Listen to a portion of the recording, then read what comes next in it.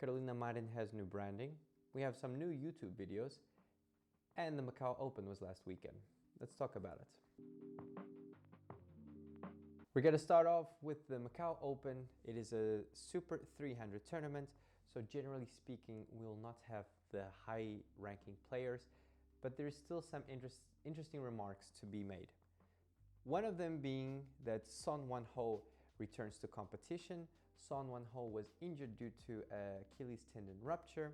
He didn't make it after the second game, but it's good to see him back. And I think I can't remember the game, but I think there wasn't any problem with the Achilles tendon, so it seems like he's recovering well. Also, we have Shi Yuki that returns from another injury. He rolled his ankle in a pretty aggressive way, playing against Anders Antonsen. Not only did he come back after an injury, but he actually made it to the final against the Thai player Sitthikon Thamasin. But Shi Yuki lost the final against the Thai player due to apparently blisters. So during the second or third set, he really starts slowing down, not able to move. There were some worries that it might have been the ankle, but he later released, well, I read on a comment that he released on Weibo that it was due to blisters, which is common for athletes that have been away from competition for some while and then return for them to get blisters. So anyway, that's for men's singles. Moving on to women's singles. In women's singles, the woman that is hyped by the BWF and probably one of the best players coming out of the Americas, Canadian player Michelle Lee. So Michelle Lee made it to the final against Han Yu and she won 21-18, 21-8, a pretty decisive second set. Anyway, moving on to men's doubles. So for men's doubles, we had an all-Chinese final with Huang Kai-chiang and Liu Cheng versus Li Junhui and Liu Yuchen, with the latter winning 21-8, 18-21, 22-20. Moving on to women's doubles. In women's doubles, we had a three-set final with the winners being the Chinese pair Du Yui and Lin Yin Hui by 21-16, 10-21, and 21-12. Moving on to mixed doubles. In mixed doubles, we had an easy two-set game with the winners being Dechapol Puavarankro and Sapsire Tairantanachai, the Thai pair, against Wang Qiling and Cheng Chi-ya by 21-11, 21-8. Pretty easy victory.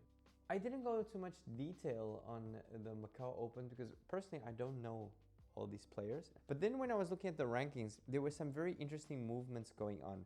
So it seems like these Super 300s are good for from the 5th to the 8th place or 10th place, these movements there. So that's what we're going to look at next. How did this affect the overall ranking? So let's move on to analyzing the BWF World Tour rankings. So as a refresher, let's talk about the point system for the BWF World Tour. Super 300, which is considered a level 5 competition.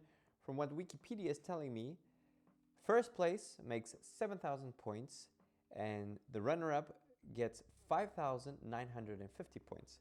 So let's take a look at the ranking with these numbers in consideration because BWF has not updated their website and see how this will affect the ranking. Let's start off with men's single. So let's see how it affects the number 1 and second place. So the Thai winner, so he has 52,580 points with a grand total of prize money of $43,000. If we add 7,000 points, he'll have 59, which will bump him into 13th place, making it still pretty far away for him to get into 8th place. But he is set to play this weekend. He's set to play another 3 more tournaments of the World Tour. 3 more tournaments in 13th place. Will it be enough? Moving on to Shi Yuki. Let's see if he's in the top 10 at least. He's, no, not even in the top 25. Well, Shi Yuki just returned from the injury. Is he really trying to get to the World Tour? I don't think so. So let's move on to women's single, where we have Michelle Lee in first place with the 7,000 points, and Han Yui with the 5,950 points. How does this affect the overall ranking? So Michelle Lee, before the points, is in 13th place with 60,120 points. This would give her 67,000, moving her up into 7th place, not considering other people making points, but moving her to 7th place, which would allow her to participate in the World Tour final. She has also made the cumulative winnings of $180,000. Not bad. Now let's take a look at this runner-up in women's singles. Han Yui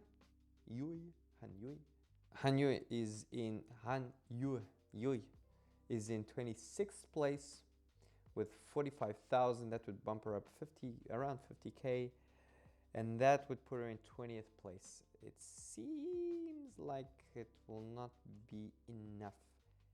What other competitions is she participating in?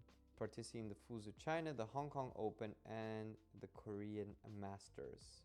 So she's participating in the 750 event, the 500 event, and the 300 event.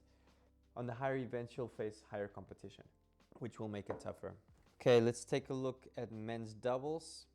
In men's doubles, Lee Junhui and Liu Yuchen, which won the tournament, have 81,180 points.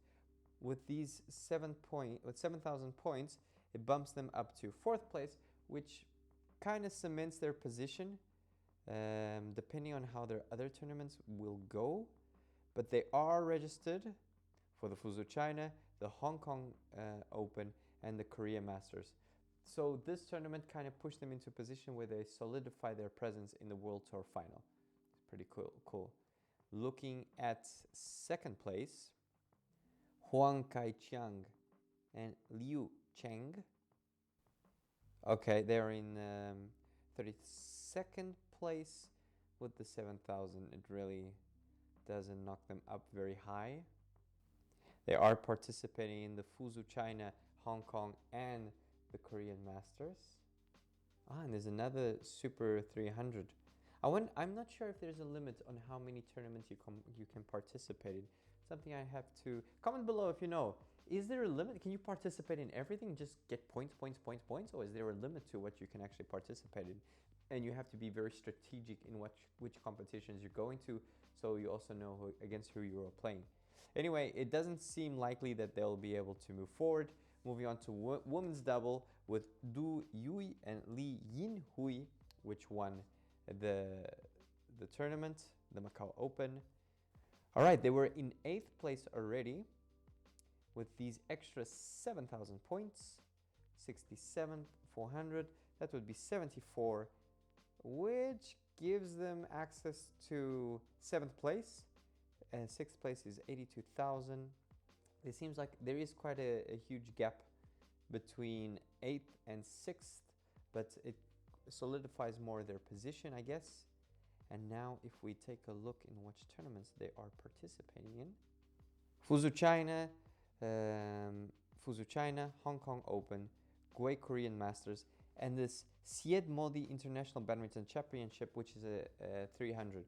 I'm pretty sure that they'll make it. It seems like if they do well in these tournaments and there's not a big disruption in these later ranking spots, because to pass more to the top, it seems unlikely, because it's like the first 3 are in the 90,000, then the second 3 are in the 80,000, and then 7,000, 6,000. Well, then it's actually every 3 seems like they're 10,000 away. If they just keep on playing like they normally play, they should maintain their positions, because they haven't had spectacular results. Won first place in the German Open, 2nd place in the Malaysian Open, and then in Thailand, 2nd place. But besides that, they haven't had much of a spectacular run, but still being able to maintain the 7th place. All right, finally, let's take a look at mixed doubles. Dechapol and Saspire. All right, they're currently already in 5th place with the extra 7,000 points. it knocks them nearly all the way to second place. Fifth place, 800. Well, if Pravin Jordan and Malati Octavianti, which won the previous two tournaments, don't win, which is unlikely, Decapol and Saspire will actually go and take their place by points. But I think now, let's see if they're participating in the Fengzhou China. Yes, they're participating, but Jordan and Octavianti, after this success, they decided to take a week off, so they will actually be coming to this tournament fresh, while Decapol and Saspire have been playing all the way to the final, and now are probably, today is Tuesday, so they're probably already playing again.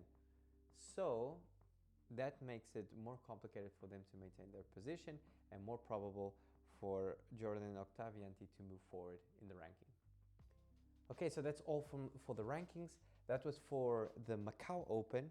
That was a Super 300 competition with 7,000 points for the first place, 5,950 for the second place, 4,900 for third place. But now, this weekend, with the Fuzhou China Open, we have a 750, Super 750, which the winner gets 11,000 points, the runner-up 9,350, and third place is 7,700. So a lot of points to grab in these tournaments. Now I understand why some players decide to skip maybe the Super 300 and go directly to the Super 750, because the points are just, it's nearly double that you get.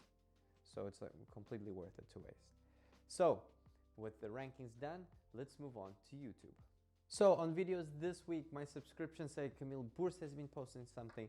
Badminton Family is offering a 7-day free trial for their Badminton Family Plus. We have Badminton with Jeffrey, a Q&A, and we have a Victor Axelsen, how to grip your badminton racket. So let's break it down. Let's start with Camille Bourse. So Camille Bourse has been focusing on this at-home kind of training regimen, which I really don't think, it doesn't work for me. I think badminton is one of those sports that the only thing you can really do at home is conditioning, visualizing, but to learn it, you have to be on court, you need to hit shuttles. It's something you cannot just learn at home. He has two videos, which is improve your split step at home and improve your backhand at home. The split step, I could view it as kind of like in a high intensity training kind of thing, that you would do the splits and then you would do something else, something timed, and you would have schedules. But the improve your backhand one, it doesn't fly with me. He's sponsored to sell these little balls. He tries to bring these balls into the mix when training the backhand. I just think it doesn't work. If you want to improve your backhand, go to a coach, someone to feed you shuttles, and start getting the feel of understanding the technique, etc. That is the best way. Using some balls at home will not work. Or I'll pay money to see someone with zero knowledge of how to hit a backhand, improving just using the little furry balls that Camille Bourse is pushing. So I think that's a bit of a money grab.